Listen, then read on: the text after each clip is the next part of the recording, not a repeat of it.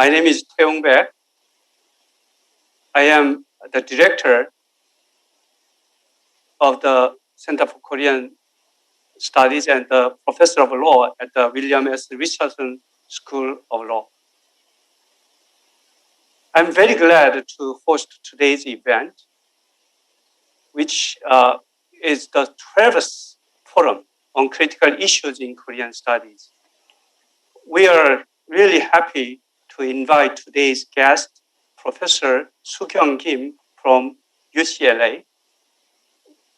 Professor Kim will be speaking today with the title of Millennial North Korea, New Media Technologies, and the Living Creativity with the Surveillance. I'm glad that we have this event, even if we are under a serious pandemic and the COVID-19 situation is not letting up yet. Unfortunately, because of this pandemic, we could not host this event as a face-to-face event. But with this Zoom system, we are hosting this event as an online event. Today's event will be moderated by Professor Young Park, and question and answers can be submitted through the link you see from the bottom of the page. Once you type your Q&A, we will relay it to the speaker, and later on at the end of the event, if you are around, we will also have a brief moment where all of the participants can see each other, even if we may not guarantee that all of the faces will be appearing during the time.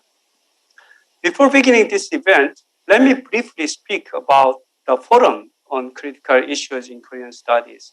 This forum was inaugurated in 2010 to bring outstanding scholars from around the world to the University of Hawaii campus for discussions of important contemporary issues related to Korea. The workshop actually is already arranged to cover and identify major issues where currently of great intellectual interest among scholars of Korean studies across the disciplinary field. And we host the one workshop. If it is hosted offline, we would have done kind of multiple events, but this will be only one workshop through the Zoom public presentation. The Center for Korean Studies has hosted so far with very many distinguished speakers, such as Professors Choi Jang-jip, Kim Woo-chung, Park Myung-nim, Nancy Abelman, Kwon Hun-ik, Andres Schmidt, Bruce Cummings, John F. Poor, Park Myung-nim, Kim Hyun-mi, Vladimir Tikhonov, Park No-ja. And as our 12th annual forum, now we have a very distinguished professor, Suk-Young Kim from UCLA. And this event has been sponsored by Duke and Helen Nancy Choi Fund and the Kim Chォn-hŭng Fund. I'm also very grateful for the sponsorship of these funds. And our center staff had worked very hard to make this event possible. Without further ado, I will pass this microphone to Professor Young Park so that Professor Park can continue this event. Professor Park is a professor at the Asian Studies Department at the University of Hawaii and Manoa. And after the introduction and the presentation, probably I will see you briefly again during the question and answer session. Thank you again for participating. And if you have any questions, please make sure to type in the Q&A in the bottom. And this event is also currently live video streaming through Center for Korean Studies Facebook page. So if you are interested, please visit the Center for Korean Studies website to connect to the Facebook page. Thank you very much. Okay, thank you, Professor Thunbeck. Hi, everybody. I'm Young Park in Asian Studies, and I'll serve as a moderator for today's talk and the Q&A session. I'm very pleased to introduce Professor Suk-Young Kim to the UH community and many others who are joining through Zoom. Dr. Kim is Professor of Theater and Performance Studies at UCLA, where she also directs Center for Performance Studies. She is the author of 3 books, Illusive, Utopia, Theater, Film, and Everyday Performance in North Korea, which was published in 2010, DMZ Crossing, Performing Emotional Citizenship Along the Korean Border, which came out in 2014, and most recently, K-Pop Live, Fans, Idols, and Multimedia Performance. Her scholarship has been recognized by the James Paley Book Prize from the AAS, the Association for Theater in Higher Education Outstanding Book Award, and ACLS, SSRC, NEH International and Area Studies Fellowship. I'm sure you can tell by just listening to the titles of her books, but she has written broadly about theater, film, performance, border crossing in and between the 2 Koreas. I understand her talk today is based on her 4th book that she's preparing. I used her books and articles in my undergraduate and graduate courses, and my students love her lucid writings on these various topics. I'm looking forward to her talk today and also to using her new book in my classes in the near future. Please join me in welcoming Professor Suk-Young Kim. Thank you, Professor Park, for such a generous introduction.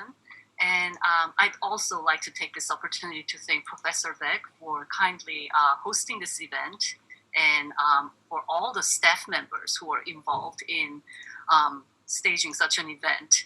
And those of you who are joining through Facebook Live or Zoom, I welcome you to share my latest research. This is such a difficult time for all of us. So I take these invitations and occasions to speak very preciously to my heart. And this is one event where I wish I were there in person. It would be so lovely to connect with you at some point in the future. So thank you all for being here. I have a PowerPoint slide, so let me first share it with you. And with that, I will begin my presentation.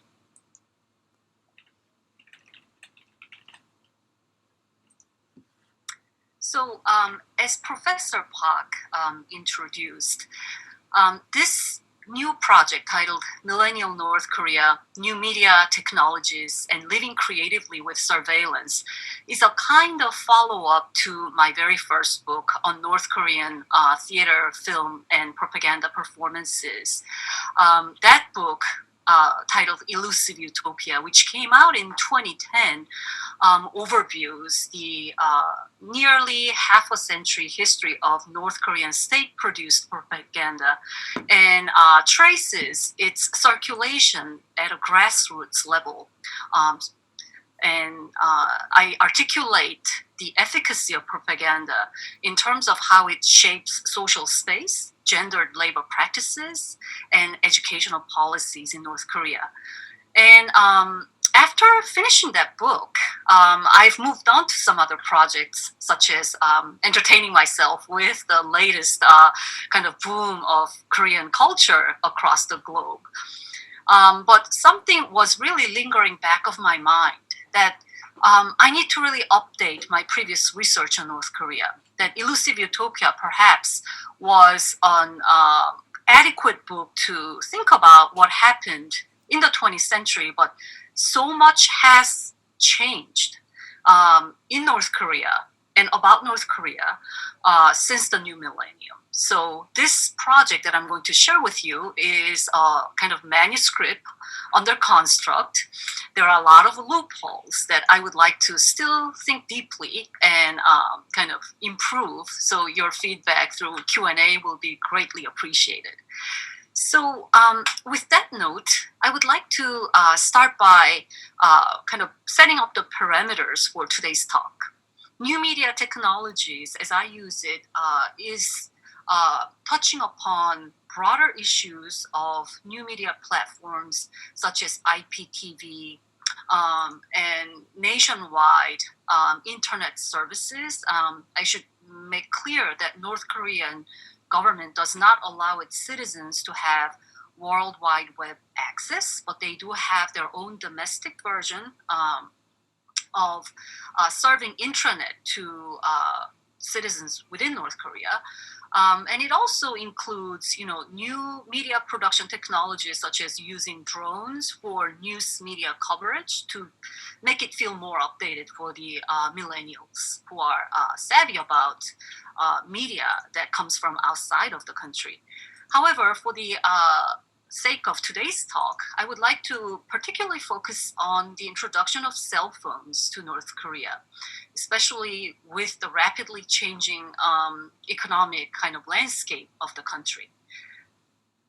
So why are cell phones crucial to this particular endeavor, especially over other media platforms and other technologies? Just to give you some factual background as to why I put such an emphasis on cell phones, we need to look at the numbers. Approximately 6 million registered users in 2019.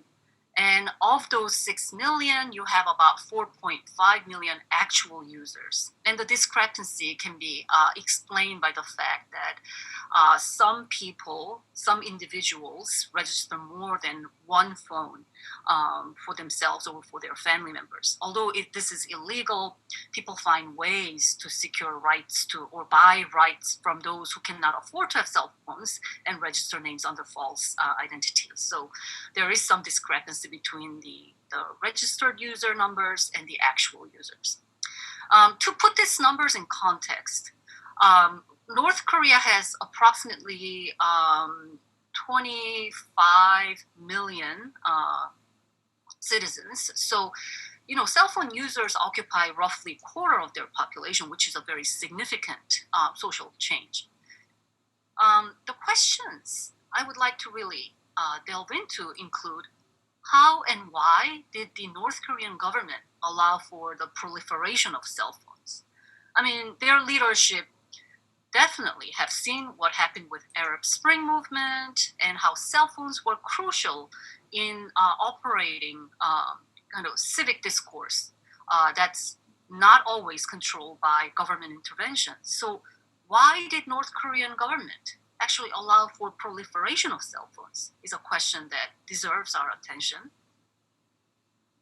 And also another factor that I would like to delve into is how are cell phones used differently by the government and civilians? One thing that we should always strive to do when researching a place like North Korea is that looking at top-down policies, what government intends to do only tells a fraction of the whole social panoramic view and its dynamics. So it's always important to see how government policies are implemented at a grassroots level. So how do civilians use cell phones differently than the government's intention? Of course, researching what's going on under the cover is a very difficult thing to do. However, there are over 33,000 North Korean resettlers who are currently living in South Korea. So access to their stories, their life stories while they were in North Korea is not such an impossible thing to trace. So in my research, I try to blend archival research that really tracks government policies and try to balance it out by having ethnographic approach to gathering grassroots level stories about how cell phones were actually used that did not always coincide with government's intention. So the dynamics between the two are very important for this research. And finally, the obvious question of what changes are these cell phones bringing to North Koreans, especially for millennials? So with that in mind, I would also like to kind of take a moment to reflect on what do I mean by millennials in North Korea. Generally speaking, when we say millennials, not only for North Korean context, but across the globe, we're usually talking about people born between 1981 and 1996, who tend to be, one of the the main kind of demographic groups supporting any national economy. People in their late 20s to 30s, the working population that supports national economy. So that's the approximate age group that I'm interested in.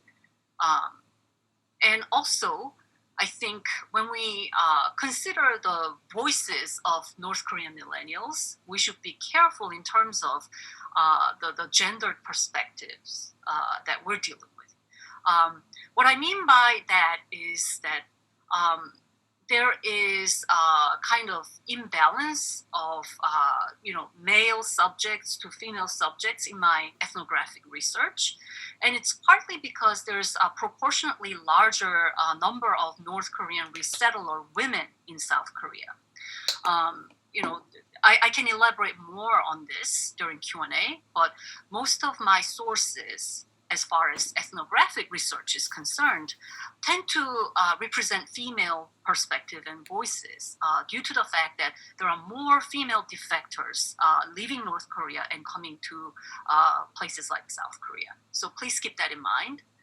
And also, class is another kind of identitarian category that we should consider when we speak of North Korean millennials.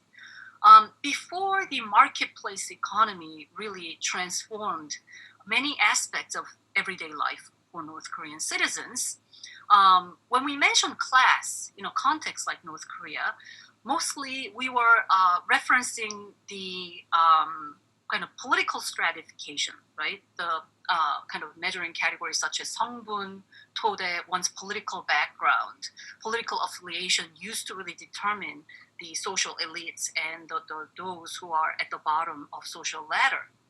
But nowadays, when we speak of millennials, I think it's also important to take into consideration who tend to really climb up the economic ladder rapidly. So social mobility has become much more of a kind of viable thing for economic elites and for millennials.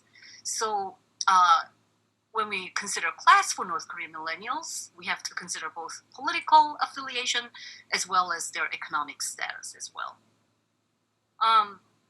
And also, I think North Korean millennials are the generation where we can say that the usual conventional kind of regional hierarchy in North Korea, meaning Pyongyang being at the top as the center of the national kind of political cultural life, and the rest have become much more fragmented.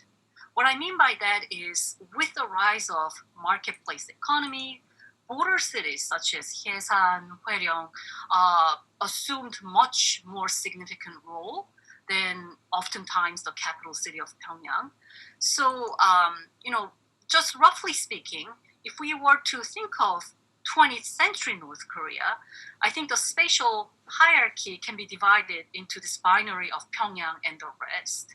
But nowadays, for millennial generation, I think it has become much more discursive kind of perception of spatial hierarchy that straddle Pyongyang, border cities, and the rest. And I'll get to this and how cell phones play a role in fragmenting the regional hierarchy in North Korea. And of course, I think it's really important to highlight that North Korean millennials have tech exposure like no other generation before them.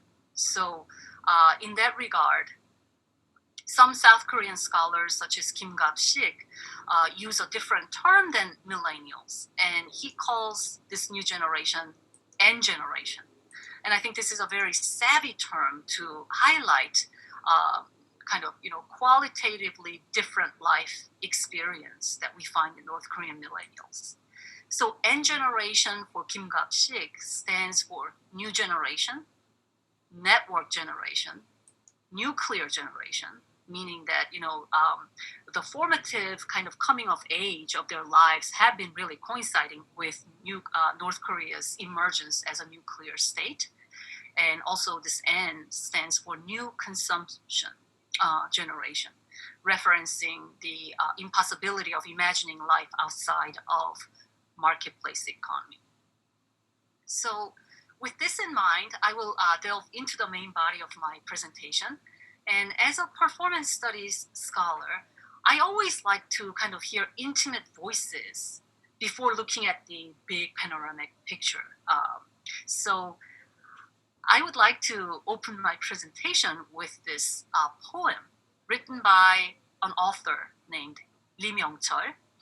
And this poem was published in 청년 문화, a North Korean periodical, youth literature, where they feature a lot of amateur and student writers' work. So Kim Chォn-hŭng, as far as I can tell, is not a professional poet, but most likely a college student. And he wrote this love poem dedicated to his computer. It's titled 나는 왜 컴퓨터를 사랑하는가? Why do I love computers? So here it goes. Sitting by the window on campus, I continue to learn how to use a computer program. The more I use it, the closer I get. Why do I love computers? Oh, computer, I fell for you. Although not much time has passed since I started going out with you, you are etched in my heart like a lover. I fell for you, sitting before you, which invites a touch that is both soft and calm, and a meticulous skill to use it. Although I have yet to fall in love with a real girl, computer, I confess to you, as a young man living in the information age, I love you with my burning heart. How can I confess my love to you? Were it not for my ideas which make my eyes twinkle, and a passion which burns my soul, how can I claim that you are in my heart if I couldn't meet the demands of our time?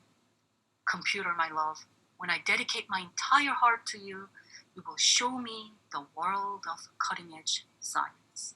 Like a virgin who confesses love, you will open the gates to your heart. Now I will conquer your fortress and make my homeland glorious. When I make the general, Kim Chォn-hŭng, rejoice, you will know even in silence how deep my love is for you. Now that's a pretty intense love poem. And whenever I see this type of writing, it reminds me of what Soviet literature scholar Katerina Clark once mentioned, that Katerina Clark is a literature scholar who teaches at Yale, and she's a specialist in Stalinist novels. And she says, in Soviet novels, boys don't fall in love with girls. They fall in love with tractors. And this is a kind of 21st century version of that, right? I mean, the burning love, the confession of love is targeting computer, not a real girl. So in a way, this kind of captures the emerging voice of the new millennial generation who falls in love with the IT technology and computers, right? And of course, for poems like these to be published in government periodicals such as youth literature shows that top-down measures to really proliferate new media technology was in full swing. And as my archival research reveals, for those of you who had a chance to read my manuscript, this was a time when North Korea was deeply struggling with just sustaining its regime, because this was a time when the repercussions of arduous march that created so much economic crisis and created economic migrants leaving North Korea for mere survival was taking place. But if you look at the government periodicals, you'll see that North Korea is not sparing any effort to digitize its country and bring IT literacy to its people. So these two kind of movements were taking place concurrently.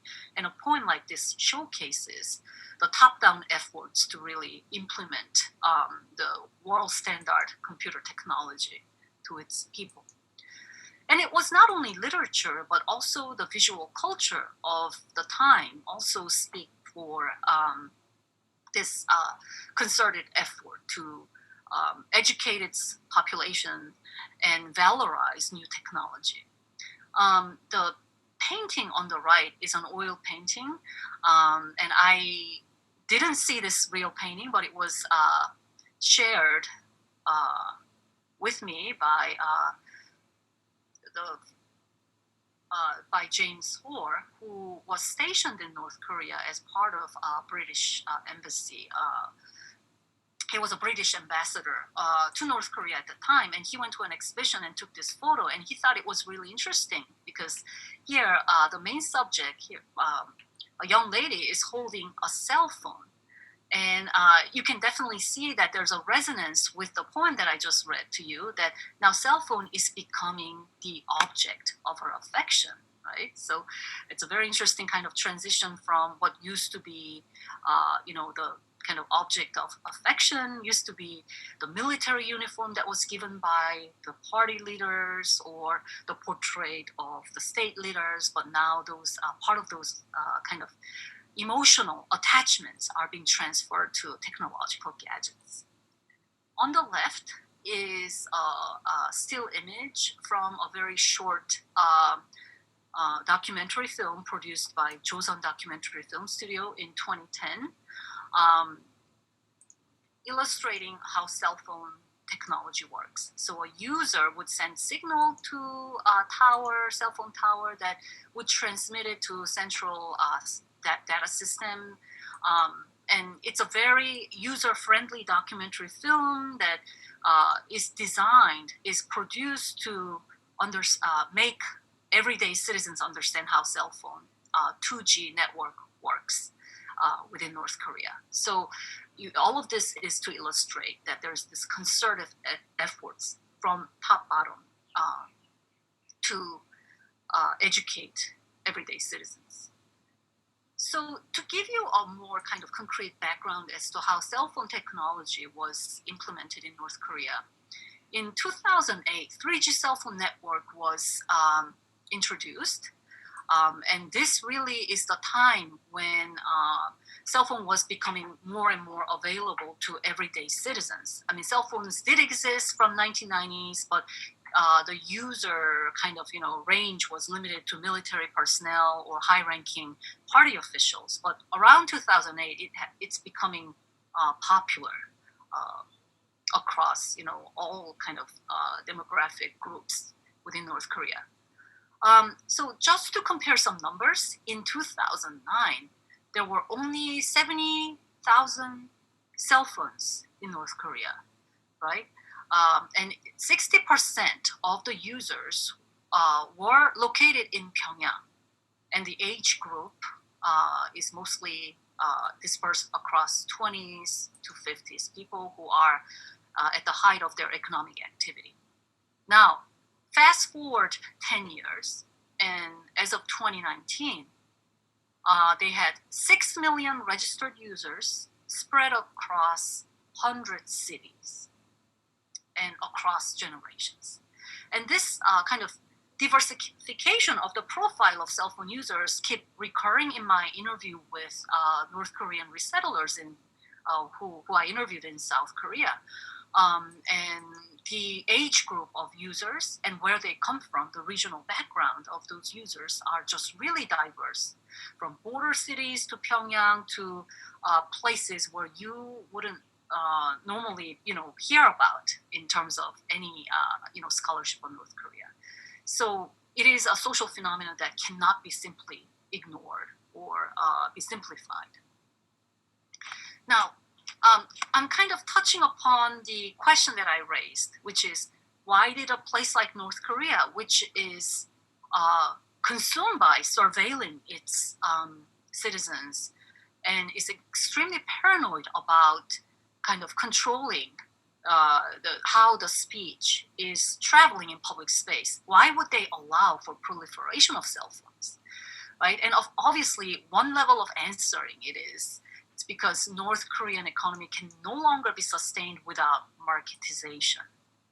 So cell phones proliferation shares its history with proliferating market economy, 장마당 economy in North Korea.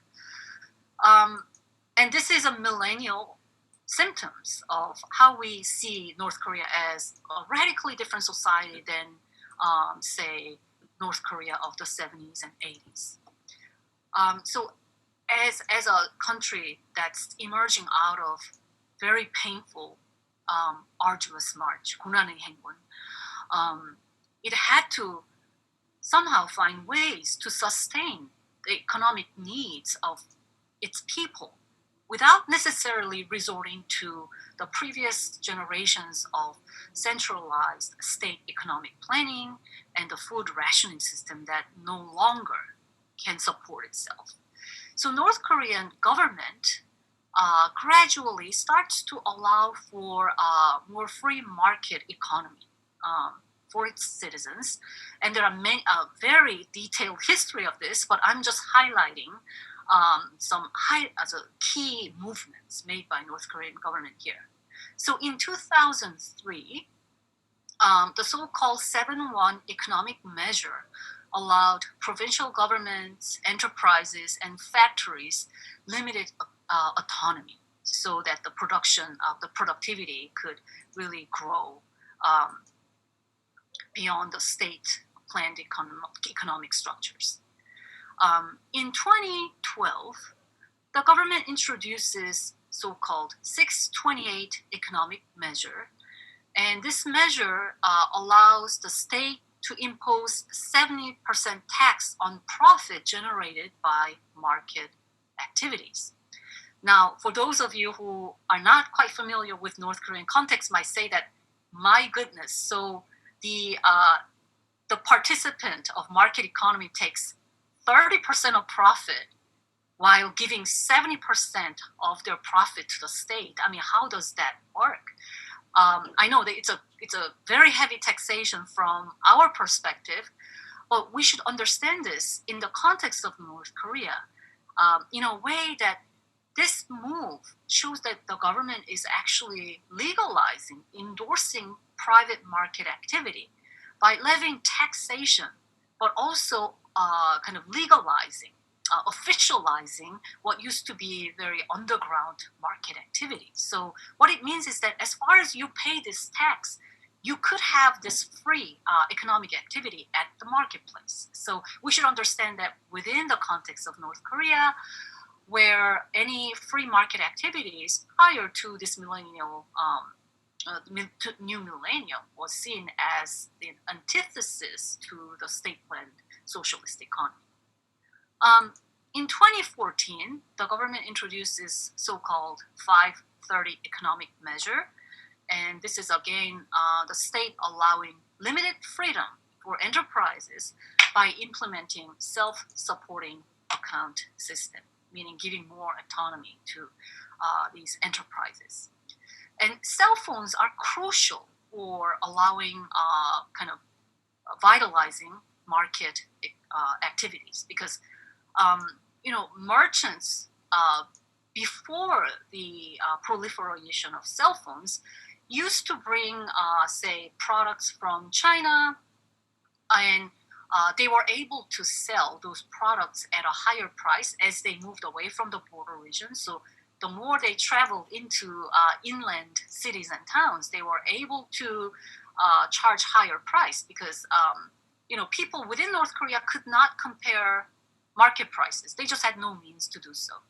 But with the proliferation of cell phones, now vendors scattered across North Korea could call each other because the domestic calls are allowed, right? Not international calls, but domestic calls are allowed. So they're now able to exchange real-time information about the demands of each marketplace and how much a given product is selling at certain towns so that they can charge reasonable price, right?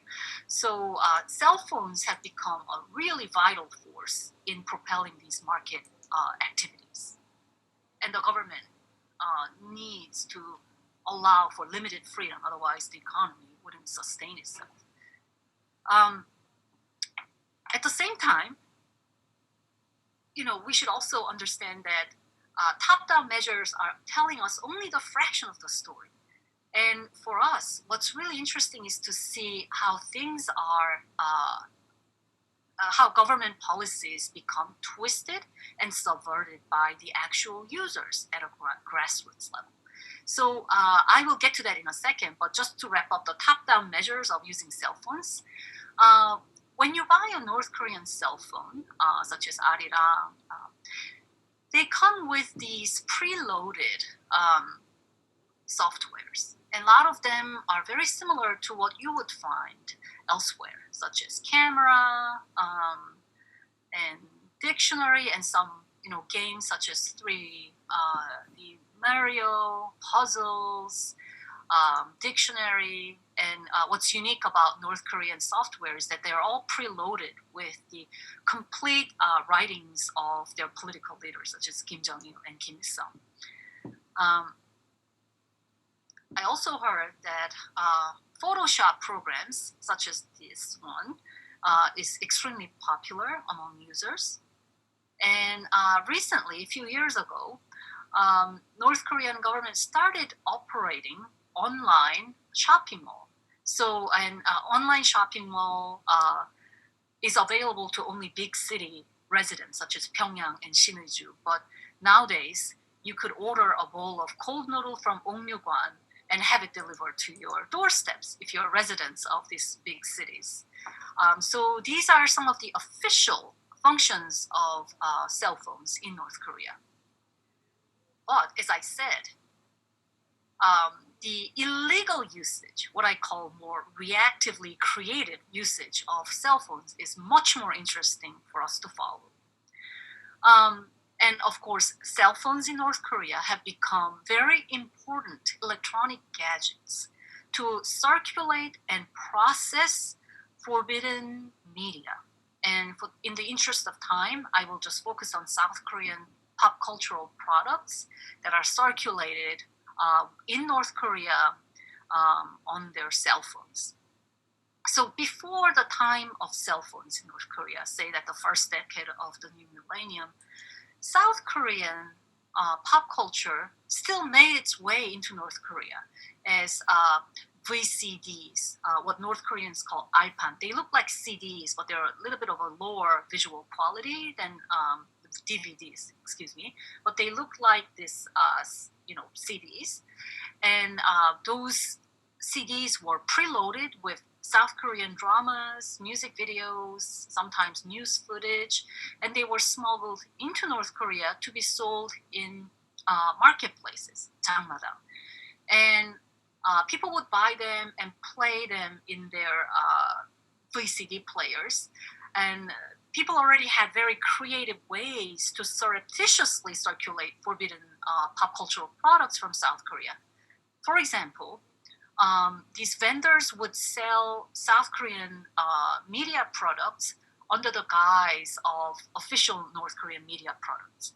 So those VCD discs would have this very misleading cover, 소년장수. And this is a very popular North Korean animation program. And the first 20 minutes or so of these VCDs would actually play this North Korean animation program. But then, after 20 minutes or so, they would transition into South Korean products. So, VCDs with a cover like this could be displayed, but through this secret network and some trusted, people's connections, North Korean users had access to South Korean pop cultural products, right? But with the advent of cell phones, circulating media products from South Korea got much easier because cell phones can be connected to flash drives. Also, they can play the SD cards, which are very small, and sometimes they can be even hidden in your body when there is sudden surveillance operation cracking down on the circulation of South Korean media products. So cell phones, in a way, propelled easier circulation of forbidden media products nowadays. And sometimes it's not only the commercial needs of North Korean vendors to import South Korean pop cultural products for their livelihood, but some activists who were, former North Korean political prisoners, such as Kim Chォn-hŭng, who spent his childhood at Yodok prison camp, who is now an activist in South Korea, make it their life mission to introduce North Korean citizens to the realities of outside world. So he has this operation where he uploads thousands of USB drives with news footage from South Korea and South Korean dramas. And he used to stuff up this like large truck tires with these preloaded USB flash drive and tape them and float these tires across Tumen River, which is a very narrow river that separates North Korea from China.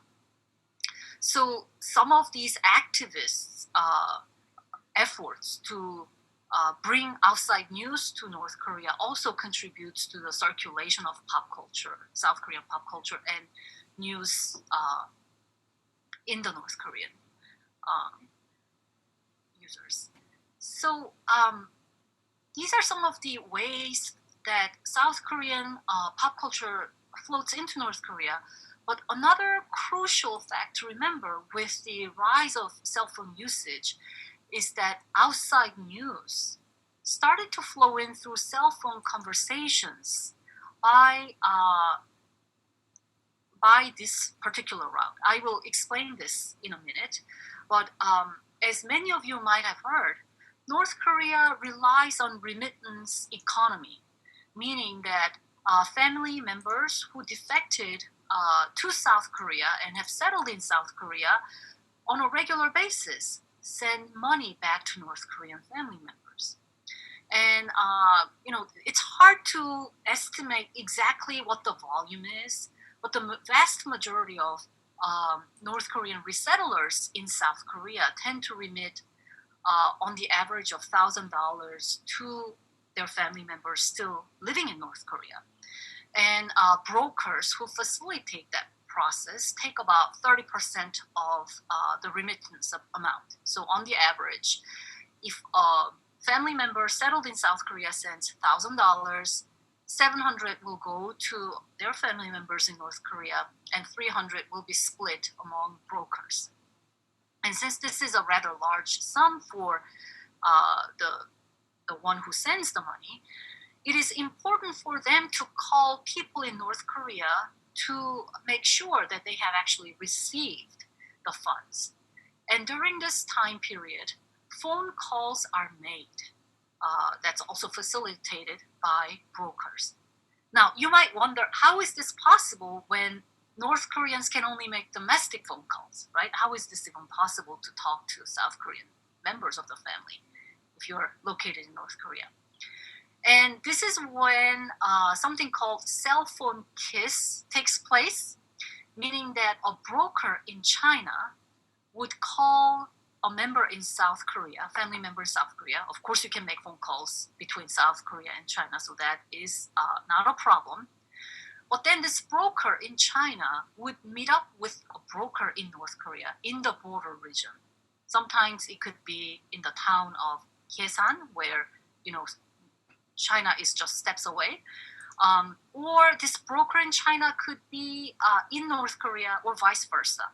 But they literally have face-to-face kind of meeting, these brokers, and they align their cell phones. And this broker in North Korea would use North Korean cell phone, using North Korean cell phone services, and call the family member in North Korea. So this is only possible in the border region, but these two brokers actually align their phones physically so that these family members could talk to each other. So there are all kinds of creative ways to make international phone call while you're in North Korea. So during this time, phone calls take place for about 5 minutes. They cannot speak too long because this family member might be exposed to danger of surveillance. And many North Korean cell phone users know that the government is listening anytime. And nearly all of them were sure that their phone calls were surveilled by North Korean police. So they cannot speak too long. However, this is a time when outside information, especially the about how their family members who have settled in South Korea are doing, right? So they can tell a lot about life in South Korea during this limited time. And if I were a family member living in North Korea, I'd rather trust what my family has to say as opposed to what the government official channel has to say about the realities of South Korea. So this is a very crucial route through which cell phones remit not only funds, but also information about life beyond North Korean border. And of course, due to this increasing volume of unsanctioned phone calls, North Korean government has really increased its surveillance mechanism. And this partially explains why North Korean government has allowed for the proliferation of cell phones, because kind of policing the public opinion before the age of cell phones used to take person-to-person contact, right? 보위부, like the secret police would have to eavesdrop on people physically. Whereas cell phones actually allow for easier surveillance in a way, right? You can always eavesdrop on somebody's cell phone conversation and can also monitor the contents of emails, so on and so forth. So in a way, cell phones are kind of cutting two ways. It, on the one hand, allows for the rise of more discursive conversations that are not necessarily channeled by government intentions. But at the same time, on the other hand, it facilitates the state surveillance mechanism. It has become much easier to surveil what people are saying. So it's always a cat and mouse game. Who's going to outdo? Who's going to outsmart the other? Is an ongoing kind of cyclical process that I find interesting in this research. Now, to give more background as to why there is such a kind of, exponential growth of consuming South Korean materials, whether it be the reality TV shows or documentaries or news footage or Korean TV dramas, we should note that tablets have become much cheaper in North Korea. So there is an increasing need for new content because people are getting access to those cheap electronic gadgets that now they can afford to possess. And concurrently, USB and SD cards became much cheaper. For example, according to Radio Free Asia statistics, in 2018, there was 70% decrease in price of these memory cards compared to the previous year. So people can now afford to buy those things, and they need software to consume the content material to consume with this hardware. So this is a photo of Pyongyang department store where they sell these USB drives, and it looks like it's not out of reach for even students nowadays. So due to this increased traffic of forbidden media materials facilitated by cell phones and other gadgets, North Korean government started to jam wireless signals and TV signals along the border. And the consistent story I hear from defectors is that it has become much worse after Kim Jong-un took power. And it's not only the jamming of wireless signals to block flowing of information from outside world, but crossing the border, the Sino-North Korean border under Kim Jong-un has become much more difficult. And in 2018, the paranoia has reached such a level that they closed down 노래방 across North Korea.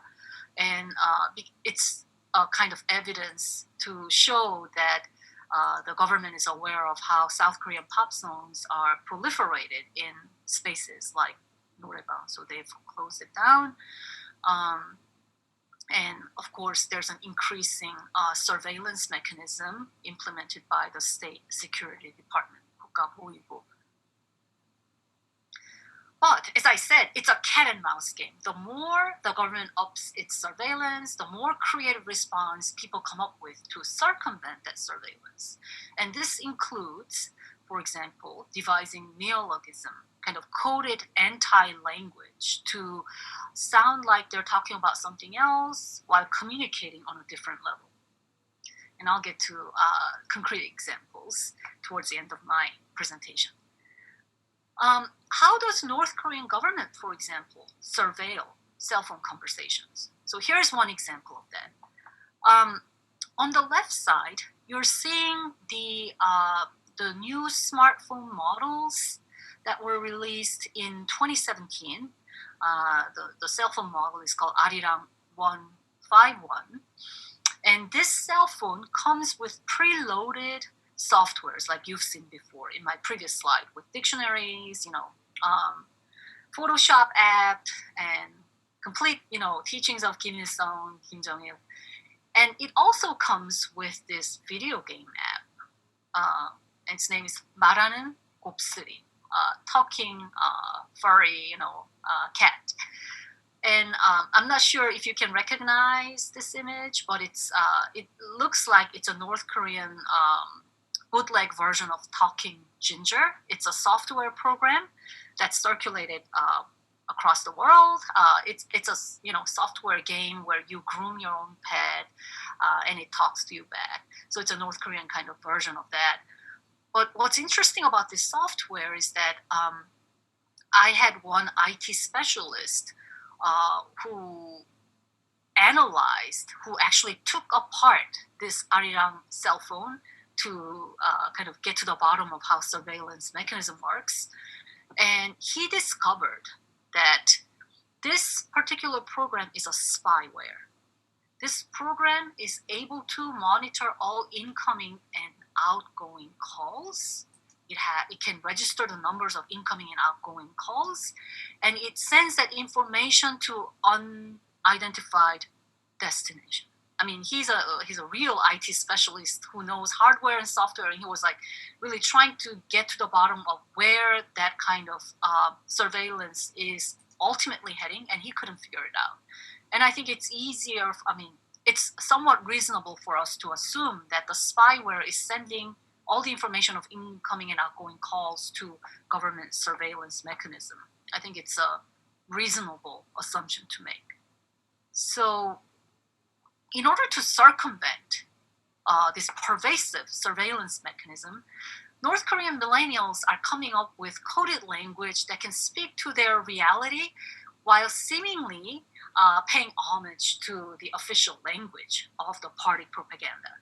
So, for example, I personally find this example quite telling of North Korean millennials who have to play by the dual rules of being a socialist citizens while also being on economic and more kind of enlightened subjects who are aware of the realities of the outside world.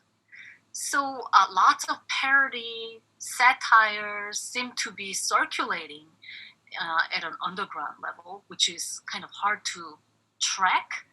But what I could tell is that there's a lot of humor and double speaking involved in this process as a way to circumvent the surveillance. So here is one example. Right here is the lyrics, official lyrics for a North Korean children's song called We Are the Children's Union. The Korean title is 우리는 아동단원, and it's a very well-known song for North Korean would-be party members.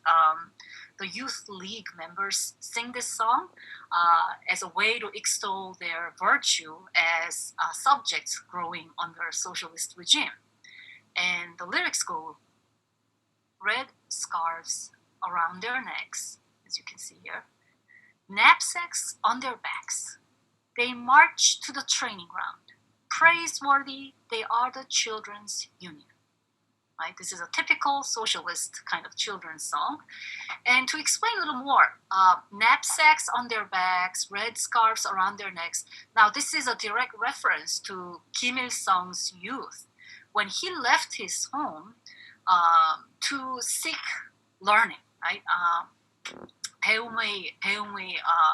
배움의 천리길 is what North Koreans say, that Kim Il-sung, when he was a child, left his home to seek learning to become this great leader. So these are all reference to their great leader.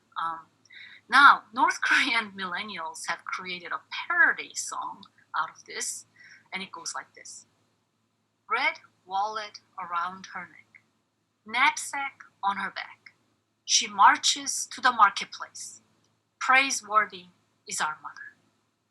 So the structure, basic structure of the song lyrics are very similar to the official song, but over here, the parody song really speaks for the realities of millennial marketplace generation, where they saw their mothers being kind of driven out of their official workplace and homes to become economic participants of market economy, because they had no other choice but to do this for the survival of the family. So, red wallet around her neck, knapsack on her back, she marches to the marketplace, not the training ground, but marketplace. And praiseworthy is our mother. So the changing gender dynamics for millennials is significant in a sense that they have come to recognize women as very important player in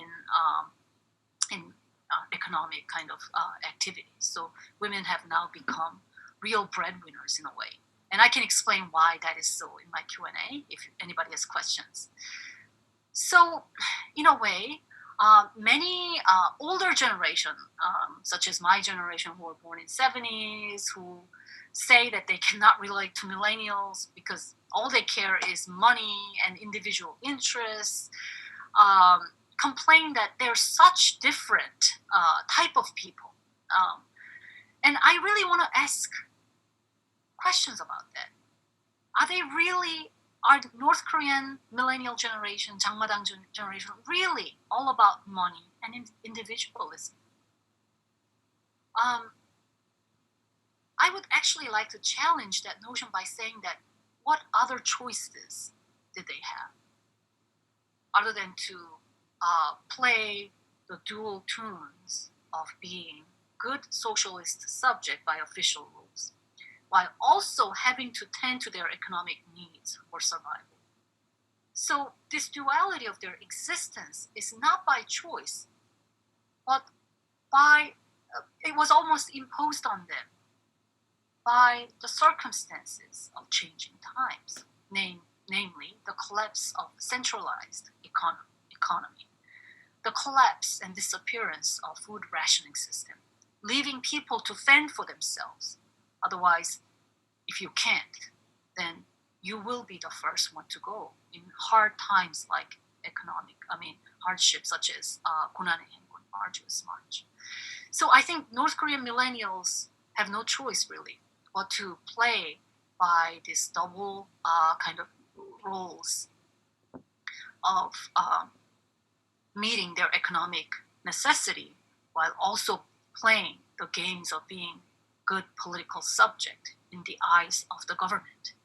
So the famous saying among them, I think, captures this ethos. And there is widespread saying that there are two 당s in North Korea. One is 조선노동당, Korean Workers' Party, the official party of North Korea, and 장마당, which is marketplace. And I think this really captures the predicament of today's North Korean millennial generation. Given the interest of time, I would like to move a little bit faster in the remaining portion of what exactly are North Korean millennials consuming surreptitiously with their cell phones and other media gadgets nowadays. And this constitutes the latter part of my book project.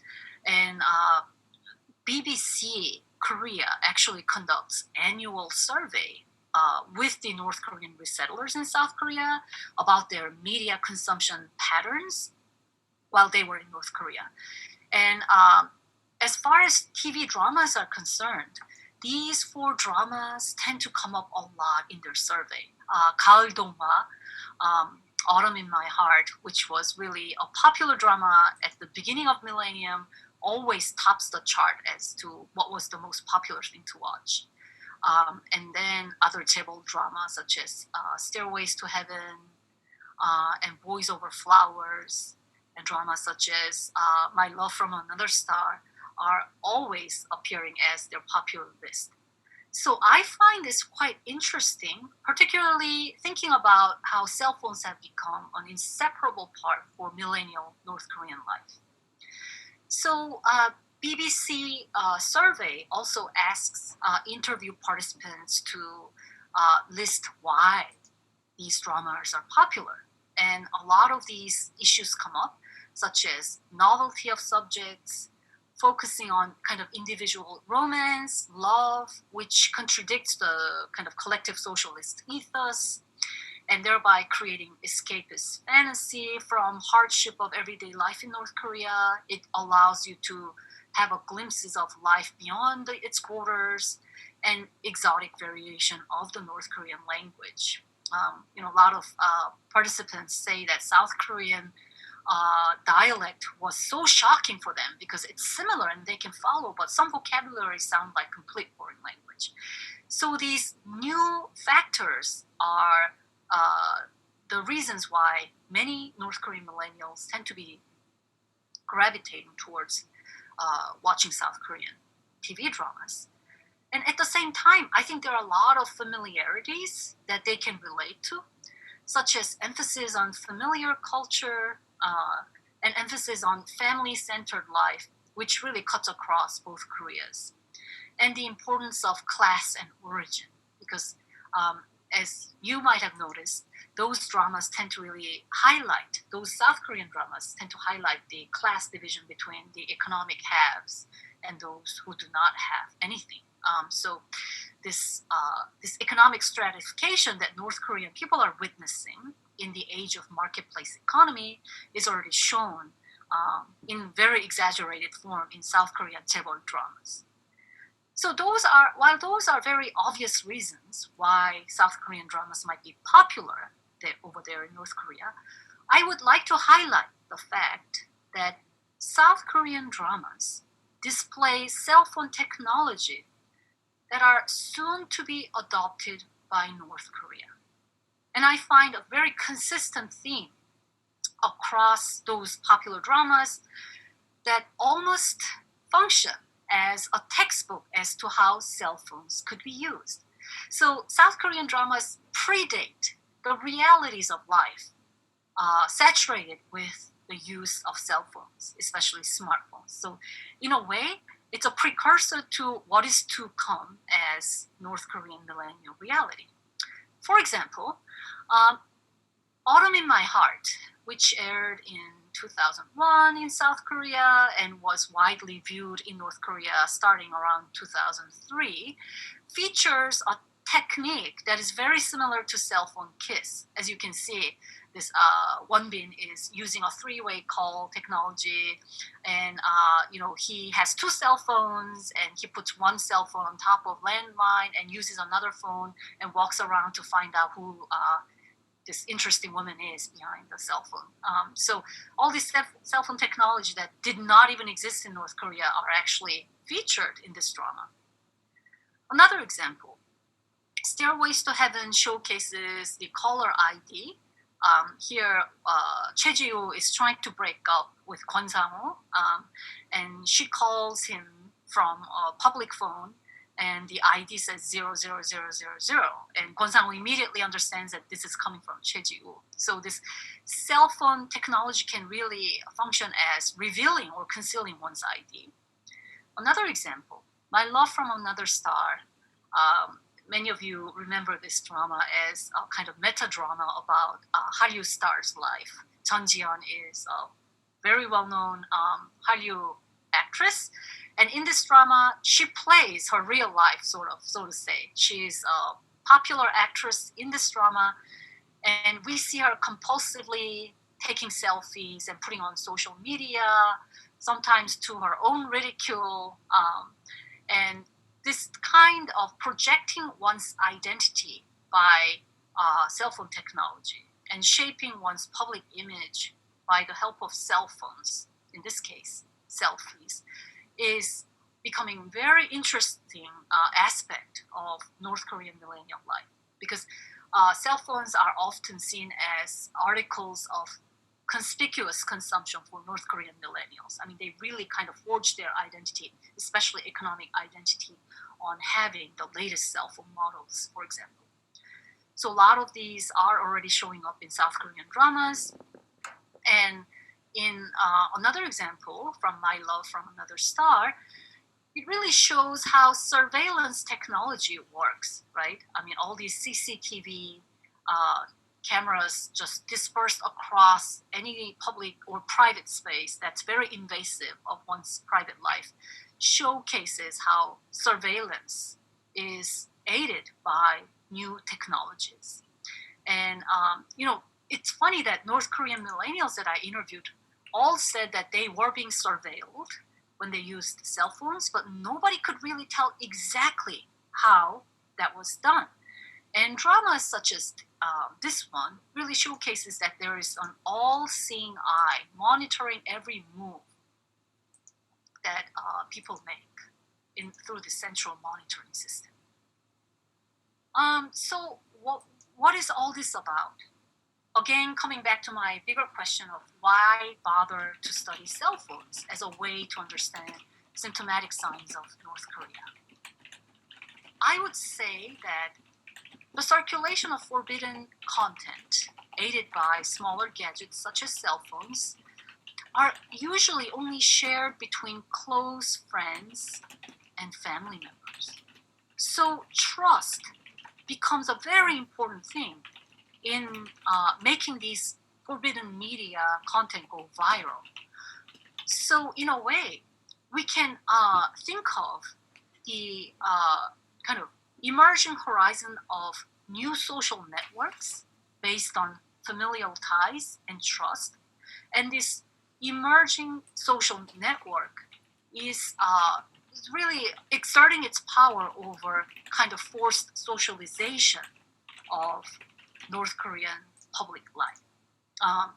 Whereas in the past, the work unit or the school became such an important aspect of one's collective social life, with the proliferation of new technologies, I think the competing social network based on trust and ties are becoming very important for North Korean millennial life.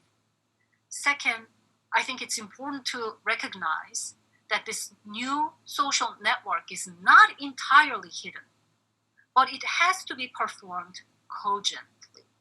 It has to be recognized and understood at certain level, no matter how surreptitious it might be.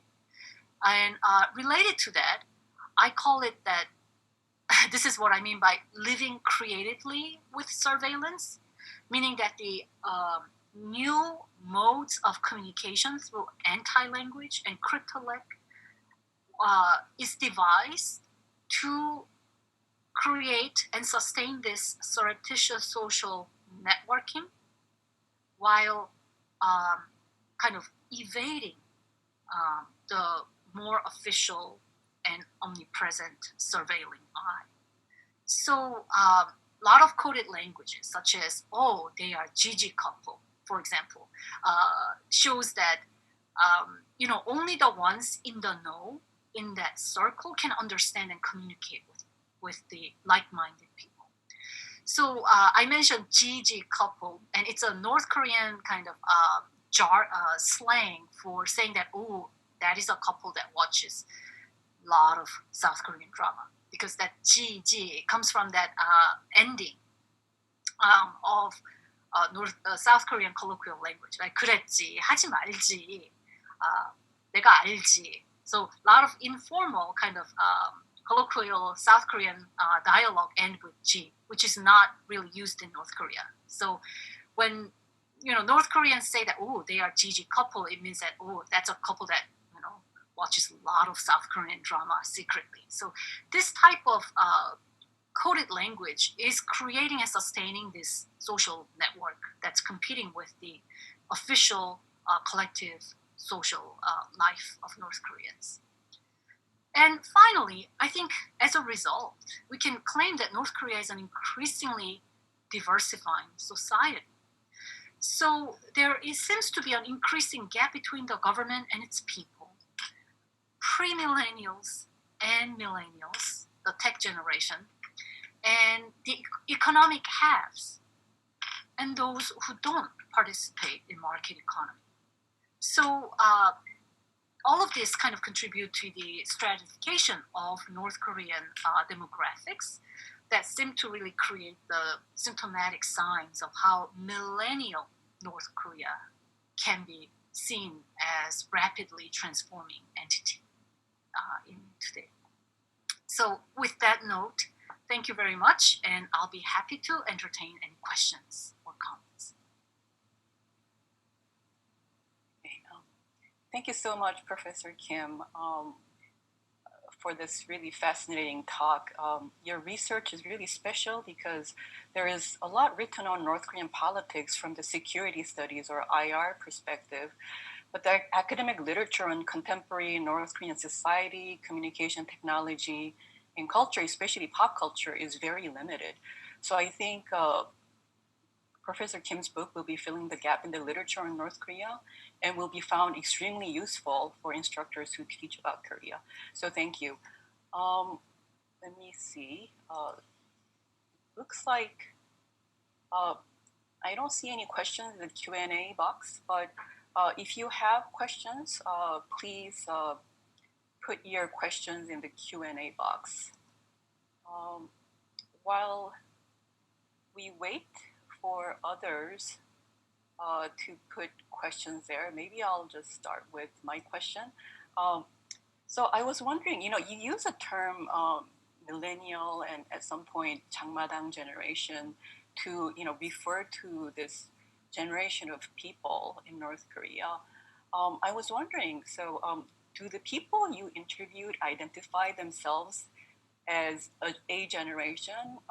In other words, do they have consciousness or any identity as a generation? And if so, is there some kind of an insider's term or what cultural anthropologists refer to as an imic term for expressing that identity? Mm-hmm. That's a great question, Professor Park. So certainly there is a very conspicuous group identity, a self-projection as a different kind of social player that is actually coming from North Koreans themselves.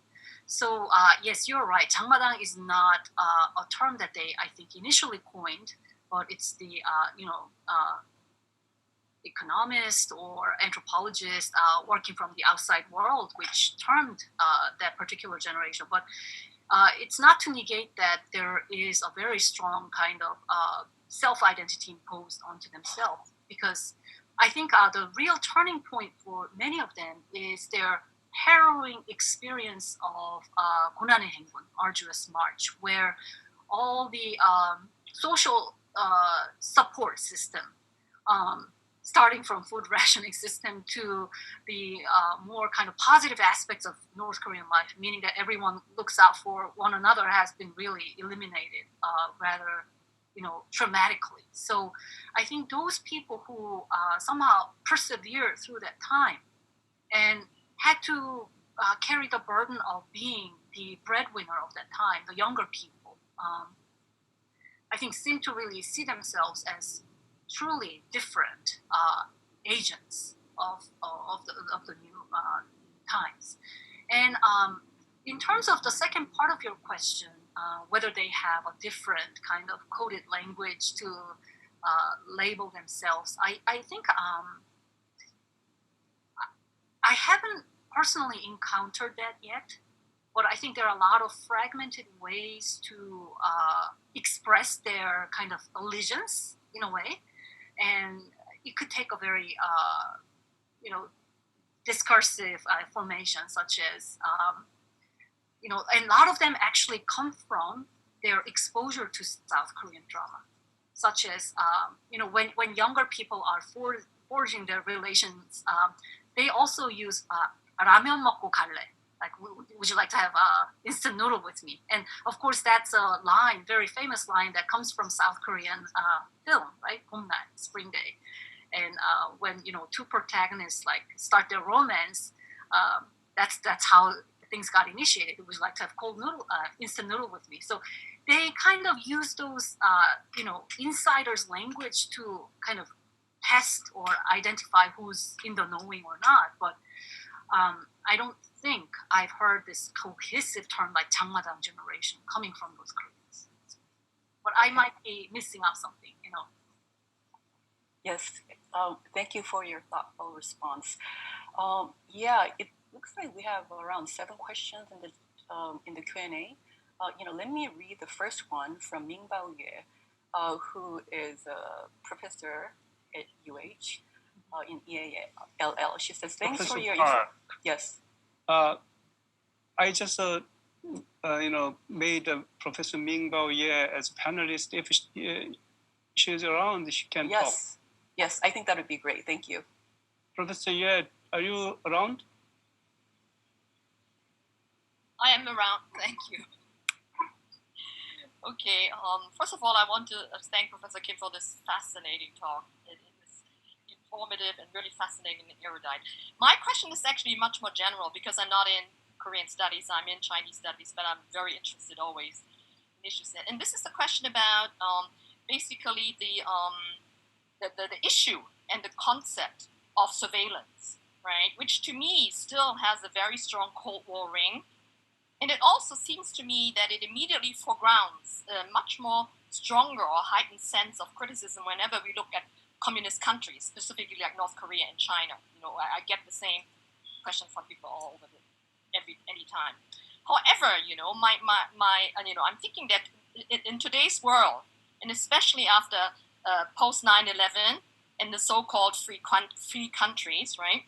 The world is totally dominated by internet and media technologies in everyday life, right? Such as cameras and elevators and everywhere. You can't go anywhere without CCT, right? They could easily be classified that we are already living, even in the so-called free world, in a climate of surveillance, right? In the sense that a lot of our data, right, of private citizens are accessible to third parties, which may or may not include the government that we don't know about. And, in England, there were several movies made on this issue, of the equivalent of the CIA in England discovering that the government was actually tapping into that. So, but it seems to me, right, that most people don't think of this as a particular problem, right? And yet, when we talk about countries like North Korea and China, and I so appreciated you sharing with us all these creative ways of avoiding them, right? People think of that as much more serious of a problem, but when it happens, right, amongst our myths, they don't think of it. And maybe I'm thinking, I would like to hear your thoughts on it. And I was wondering if this is this because we are actually not using the rhetoric and concept of surveillance, right? And yet we still apply that to countries like China and North Korea because they are still communist, right? Yes. So I would love to hear your thoughts on it. That's a really excellent question, and I do definitely see that a skewed kind of measurement, particularly harsh, yardstick imposed on so-called, communist countries like, mainland China or North Korea. However, I would have to disagree slightly with your observations about the rest of the world not, waking up to their own surveillance mechanism, because I think, with the rise of AI and all kinds of micro levels of surveillance, I think media studies scholars have really been quite alarmed by the lack of, legal or social measures to protect citizens' privacy. And I actually cite the most representative scholar thinking in this camp, and her name is Shoshana Zuboff. She teaches at Harvard Business School, and her book is titled Surveillance Capitalism. So it's kind of, as the book title itself shows, surveillance is such an inherent part of new media companies, right? I mean, how did Facebook and Google, for example, become such, major players in not only in IT sector or communication sector, but, they're dominating economic forces. I mean, how did they get so rich? It's because, they are actually surveillance companies creating this big data, selling it for certain corporate clientele. So in this sense, I mean, how are we that different from the level of government surveillance mechanism from North Korea? I mean, the surveilling agents might be different, whether that's a government or private corporations, but the pervasiveness of surveillance is pretty comparable. And perhaps, companies like Google and Facebook even have more developed mechanisms to really monitor our daily moves, all the digital tracks that we create every time we're connected to another person, especially in times of pandemic like this. So I think in media studies, there is great awareness of surveillance that operates and actually fuels new forces of capitalism, such as Shoshana Zuboff's work and all the others by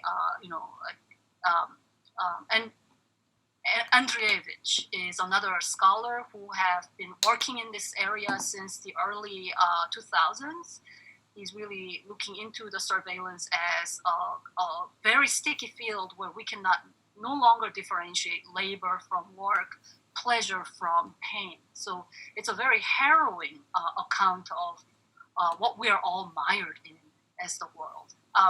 I know that there are other questions, but this question is so excellent that I'd like to add one final thought on it. The difference here is that because North Koreans tend to share these viral informations completely offline space, from person to person contact, right? My friend is giving me a USB drive to watch and I'm gonna give it to another person. It does not create big data.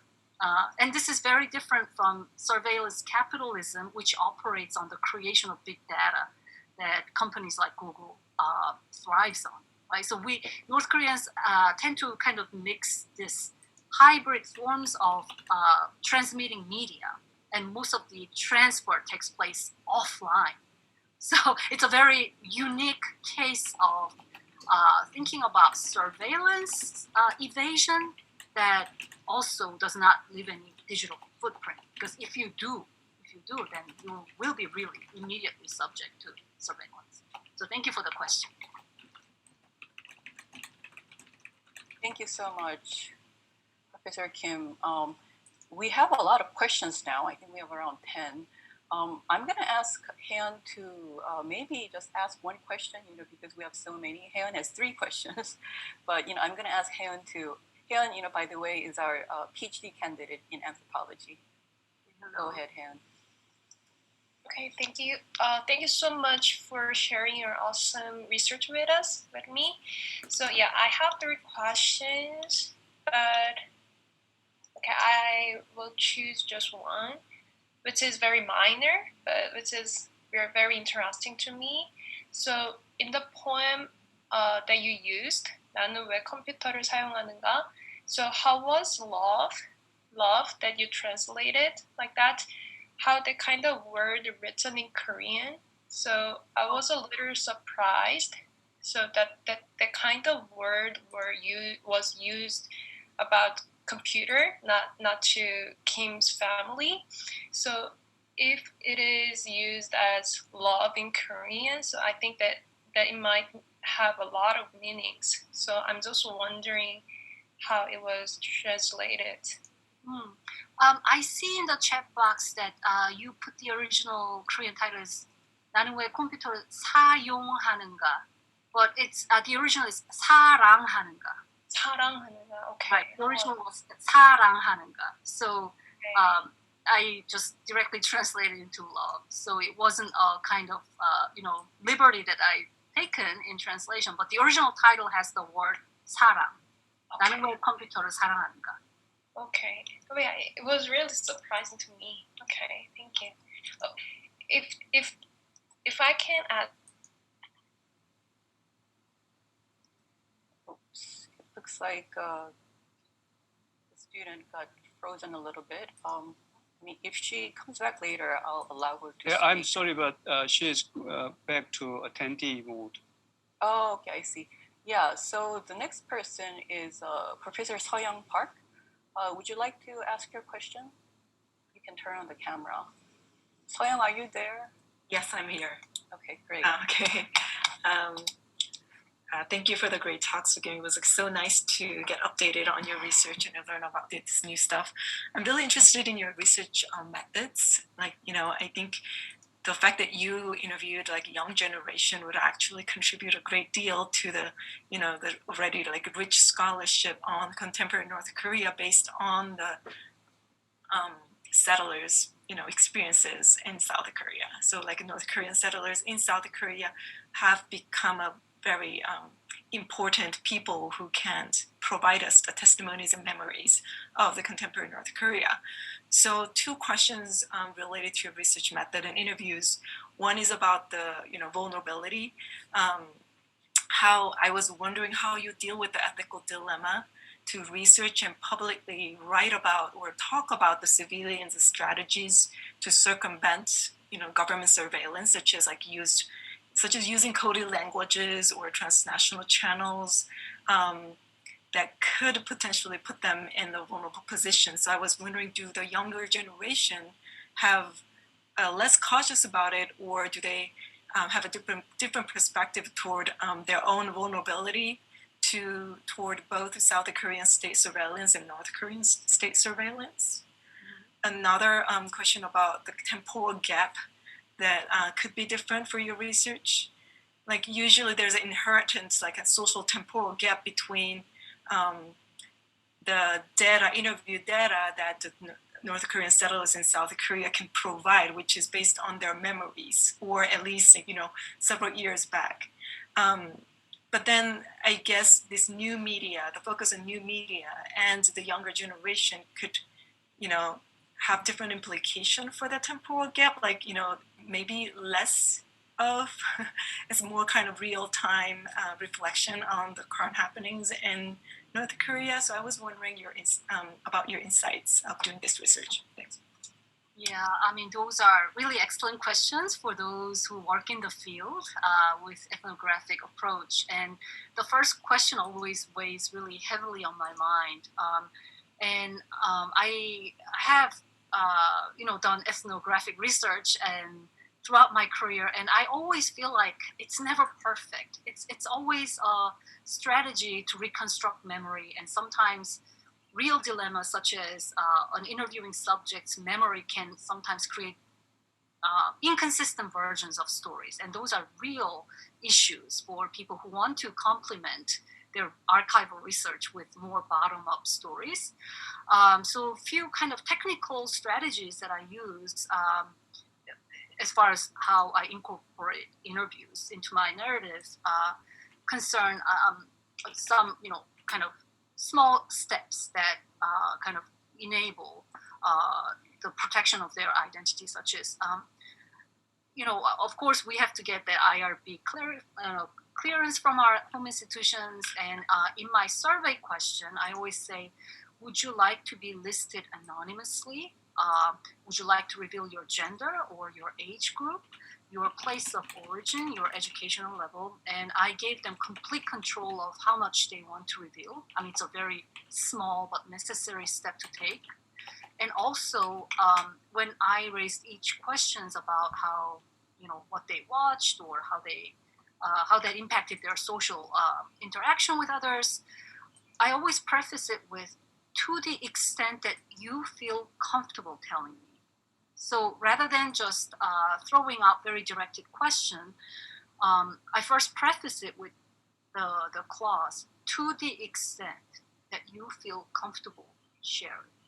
So that, I think, is another kind of small technical thing that ensures their autonomy and giving them choice to share what they feel comfortable sharing, and whether, I can just take it as an author's kind of, background information, or whether I can cite them or not. So all of those go into carefully crafting the survey questions.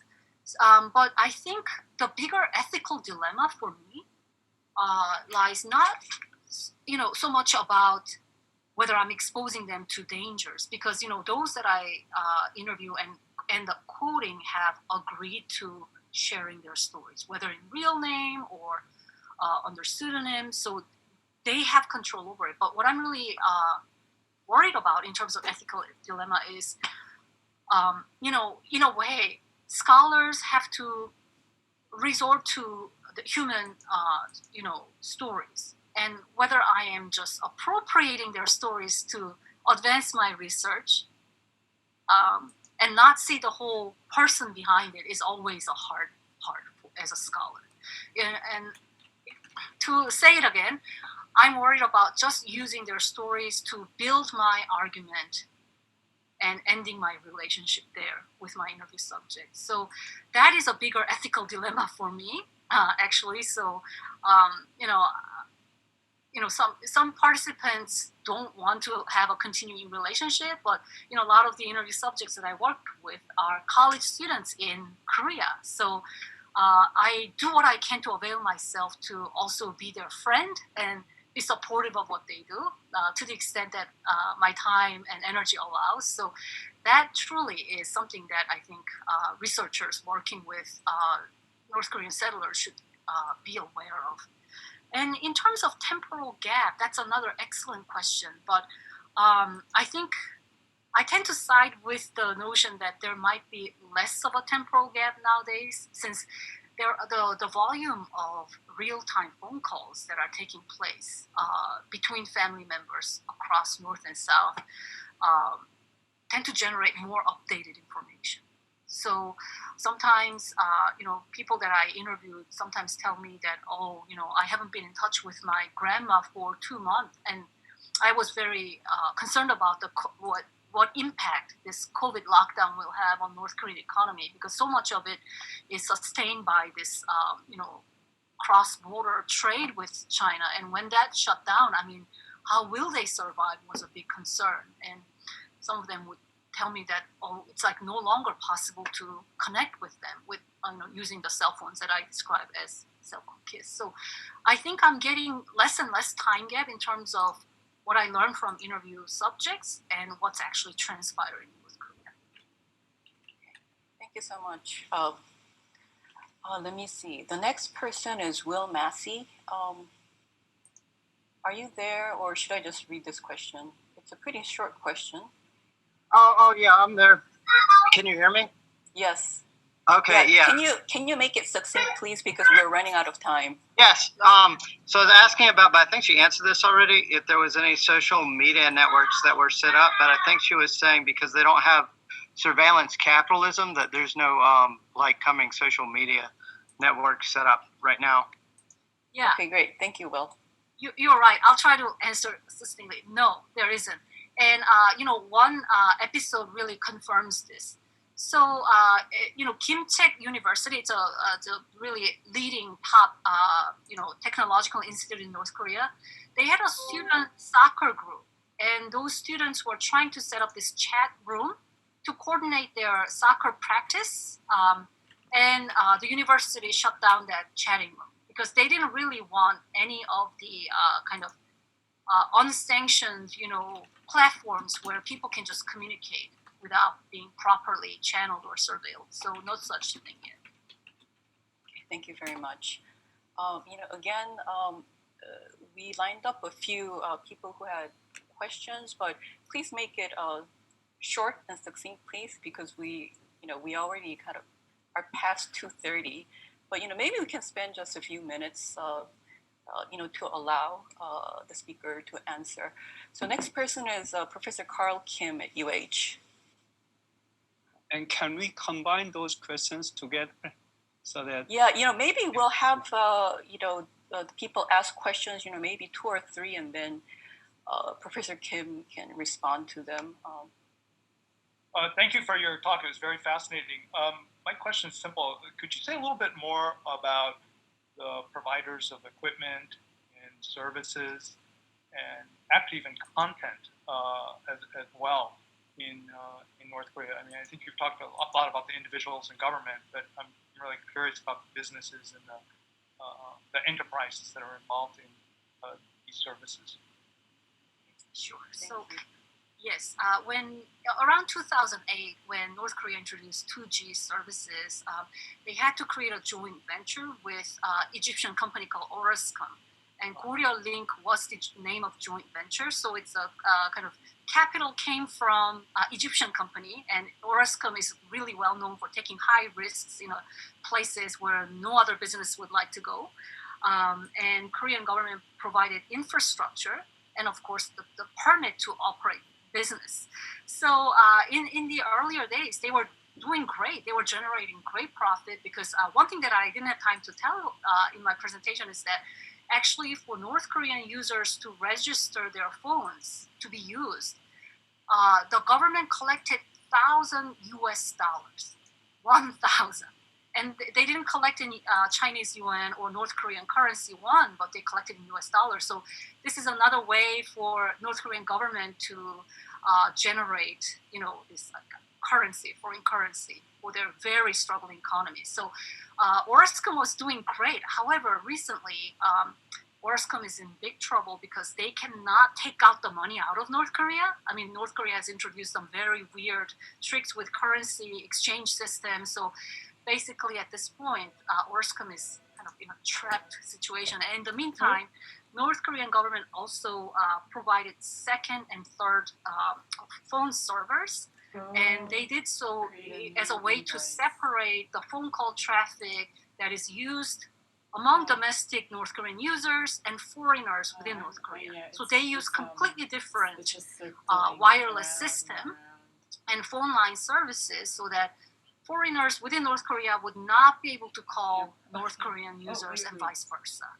And then recently there's another separate server that serves their intranet, and it's not in service of any commercial users. So my sources have been telling me that this must be for the government use only.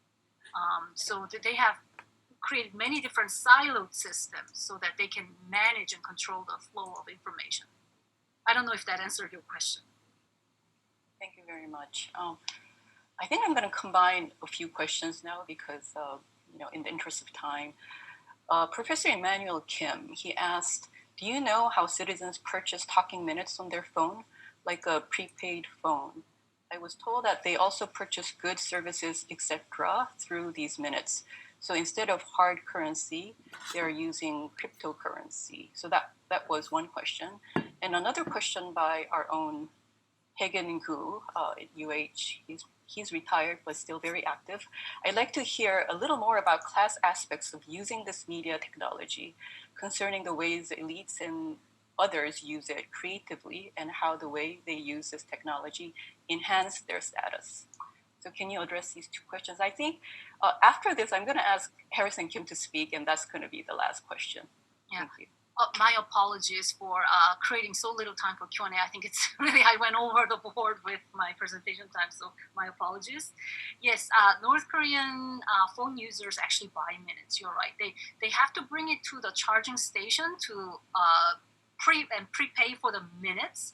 So it's not that, we subscribe to a service with unlimited data and you're paying monthly fee like we do here, but they are actually paying for the minutes. So you're absolutely right about that. And you have to go to this charging service centers. So although, cell phones create this wireless communication service, there's also a great degree of offline person-to-person contact involved in it. So it creates a really interesting hybrid program. In terms, and I don't know, actually you enlightened me with the fact that, these minutes could be used as kind of currency. I mean, I would love to learn more about that because it's something that I haven't heard before. So if we can communicate over email, that would be great. In terms of class aspect, I mean, this really, the conspicuous consumption evolves around cell phone and what kind of latest model you have, especially for younger people. Some researchers have noted that, young North Korean men cannot even get dates if they don't have the latest cell phone model. So in a way, this kind of new economic status that is enabled by market economy is kind of signified by possessing the latest cell phones. So, and they tend to be the social influencers because they are the ones also usually to be involved in the trade activities and have faster and more open access to the media contents coming outside of North Korea. So one of my interview subjects, male in his 30s from provincial town outside of Pyongyang, neither from border city nor Pyongyang, said that they're very similar to what South Koreans call insa, like insider, right? And they have tremendous social and cultural capital because of their status as a cell phone holder, and by proxy, their access to foreign media products. So, yeah. Also, there is one question about social status. Social status. Yeah. Do you want me to repeat the question, or? Yeah, can you refresh? Yeah. So it was from Professor Hagen Gu. I actually see Professor Gu here.